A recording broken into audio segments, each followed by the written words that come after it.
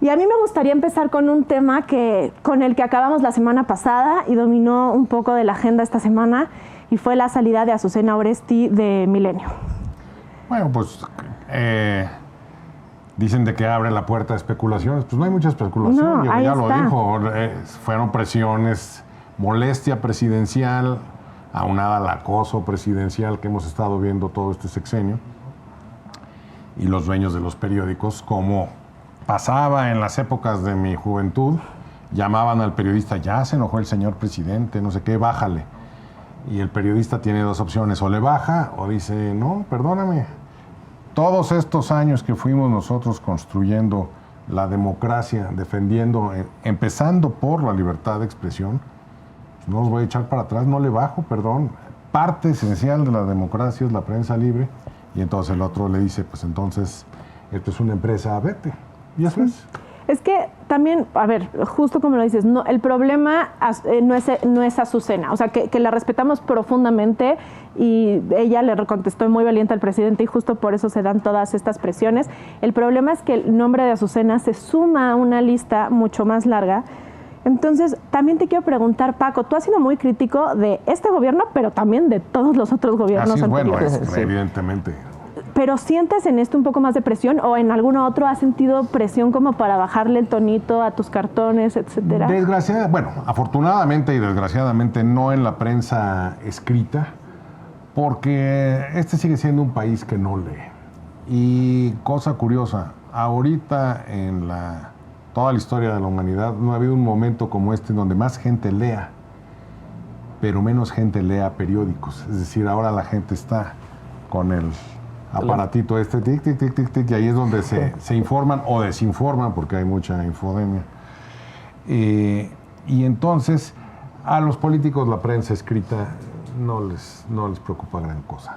Les puede preocupar las redes cuando la caricatura impacte en las redes y entonces se sube, pero al menos a mí no me ha afectado.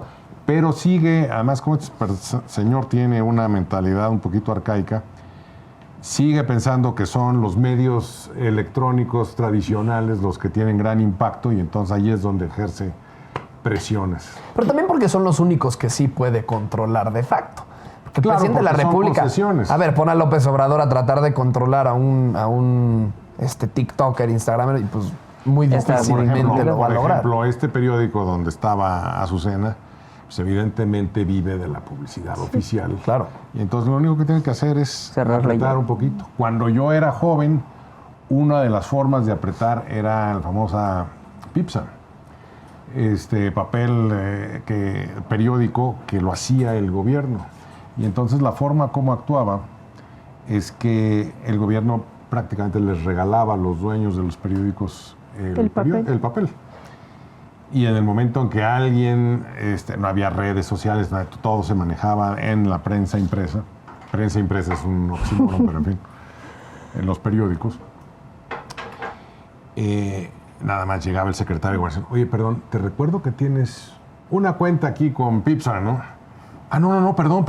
Pues, ¿qué pasa? ¿No somos amigos? Yo pensé que sí. Claro. ¿Por qué? ¿En qué te has molestado? Pues ahí tienes este periodista que anda diciendo... No, yo le digo... Y vas para afuera, ¿no? Claro. Bueno, es exactamente lo mismo, porque los medios electrónicos pues son concesiones. Y entonces llegan con ellos y dices, oye, maestro, pues si quieres el Estado vuelve a recuperar lo que es suyo. No, ¿quién te molesta, fulano de tal? Para afuera. Pero qué gravedad, ¿no? Porque, a ver, yo creo que esto... sí tengo 22 años, sí soy joven, lo que quieras, pero esto no lo habíamos visto en sexenios pasados. A lo mejor sí hace más de 50 años, pero en los últimos sexenios no veíamos una manera de cerrar de tal forma la libertad de expresión de absolutamente todo aquel que piensa distinto al régimen del presidente López Obrador. O sea, es una locura. Y como bien decía Vero, es una lista que cada día se está haciendo más grande, de periodistas que son silenciados, por así decirlo, ¿no? O sea, que no me gusta lo que dices, te corro del medio, o te cierro el espacio. O en los casos más graves, ¿cuántos periodistas en este sexenio han sido tristemente asesinados? Claro. O sea... Qué bueno que lo dices. Y te voy a decir por qué. Porque tú, como me acabo de enterar ahorita, eres un chavo de 22 años. No te tocó vivir nada de eso. Exactamente. Platícale a tus papás, platícale a tus abuelos y te dirán, eso es con lo que siempre vivimos nosotros. Eso es exactamente... Y lo que tanto tiempo costó, ¿no? Horribles años, esta noche neoliberal se encargó de echar para atrás. Y que además no te... Eso era... Perdóname. Perdón, Paco, perdón, termino. Eso era la receta de todos los días. Claro. Gobernadores que decía una pendejada del presidente y entonces todos salían desplegados. Nosotros apoyamos la pendejada presidencial. Todos los gobernadores se apuntaban. Sí, es usted una lumbrera, señor presidente. Los pendejos son otros, ¿no? Telegrama urgente. Felicitamos al señor presidente por su patriótica. Bla, bla, bla, bla, bla, bla, bla. Todo acarreados en los mítines. Presidencialismo en su máxima expresión. Pero eso, ¿qué te quieres que te diga? Eso fue así desde Calles, Cárdenas, Ávila Camacho. Claro. Más de 50 años. Alemán, imagínate, Alemán fue el militarismo. Oye, el único legado realmente real que podría presumir el PRI es: nosotros le quitamos el poder a los militares para dárselo a los civiles. El último presidente militar, que fue Manuel Ávila Camacho, dijo: no puede seguir estando la presidencia en manos de militares, vamos a dárselas a un civil. Un civil que era una rata, que era Miguel Alemán, que de ahí salió el imperio de Televisa, pero esa es otra historia. Y desde entonces hasta este sexenio siempre has tenido tú la sociedad civil, que es la que se encarga de la vida civil de este país. Y este señor nos ha militarizado en 5 años como nunca se les ocurrió a ni siquiera a los presidentes militares. Uh-huh. Y agárrate, porque luego no se van. Y que además se ha agravado el tema, no solamente porque ahora los periodistas no solo tienen que sortear presiones del gobierno, sino también presiones del crimen organizado. Incluso ahora que hablábamos de Azucena, en algún momento ella también vivió amenazas por parte de algún cártel delictivo.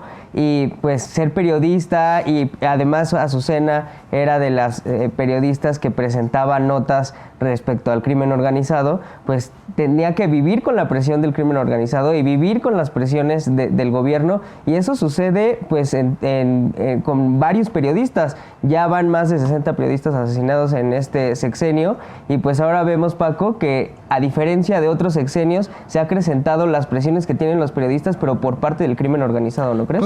Claro, y tú fíjate que en las mañaneras nunca vas a ver que el presidente tenga un mote despectivo al crimen organizado. Pero sí contra los periodistas. Contra los periodistas, contra la clase media, contra los abogados, contra los médicos, contra Loret, contra quien tú quieras. Nunca se mete con el crimen organizado, y el crimen organizado, amor con amor, se paga.